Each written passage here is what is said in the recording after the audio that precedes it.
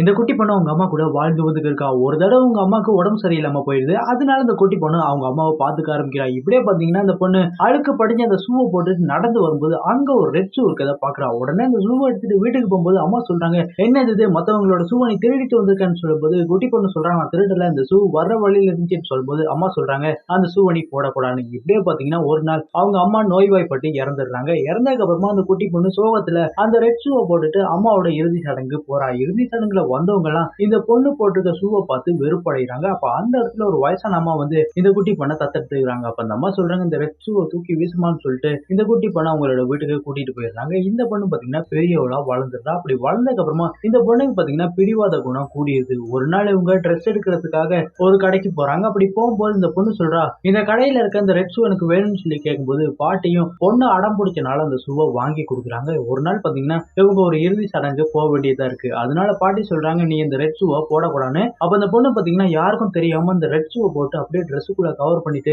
அந்த இறுதி சடங்கு போறாங்க. அப்படி போனா இறுதி சடங்குல இருக்கவங்க எல்லாருமே இந்த பொண்ணு போட்டு வந்த அந்த ரெட் ஷூவை பார்த்து எங்களோட அப்பாவை மதிக்கலன்னு சொல்றாங்க. இதனால பாட்டி பொண்ணை இழுத்துட்டு வராங்க. அதுக்கப்புறமா அந்த இடத்துல ஒரு அமைச்சர் வராரு. வந்தவர் இந்த பொண்ணோட மாயாஜால ஷூவை பார்த்துட்டு சொல்றாரு, உன்னோட ஓனர் மாதிரி நீயும் பிடிவாதம் பிடிச்சிருக்கான்னு சொல்லிட்டு அந்த ஷூவை தடவிட்டு சொல்றாரு, உங்களுக்கு நல்லா டான்ஸ் ஆட தெரியுமான்னு சொல்லி கேட்கும்போது இதை கேட்டோன்னு அந்த பொண்ணு, ஆமா எனக்கு தெரியும்னு சொல்லிட்டு அப்படியே ஆட ஆரம்பிக்கிறா. அப்படி ஆடும்போது அந்த ஷூ பாத்தீங்கன்னா அந்த பொண்ணு எங்கேயோ கூட்டிட்டு போக ஆரம்பிக்குது. இப்படியே பாத்தீங்கன்னா 2-3 நாட்கள் ஆகுது. இந்த ஷூ இந்த பொண்ணு எங்கெங்கேயோ கூட்டிட்டு போகுது. கடைசியா முச்செடிகளுக்கு நடுவுல கால் மாட்டிக்கிறது. உடனே இந்த பொண்ணு அந்த அகந்த பிடிச்ச ஷூவை தூக்கி வீசிடுறா. அப்படி வீசினதுக்கு அப்புறமாவும் இந்த ஷூ டான்ஸ் ஆட ஆரம்பிக்குது. அதுக்கப்புறமா அந்த பொண்ணு ஒரு குச்சியை பிடிச்சிட்டு அவளோட வீட்டுக்கு வந்ததுக்கு அப்புறமா பாட்டி கிட்ட மன்னிப்பு கேட்கிறா.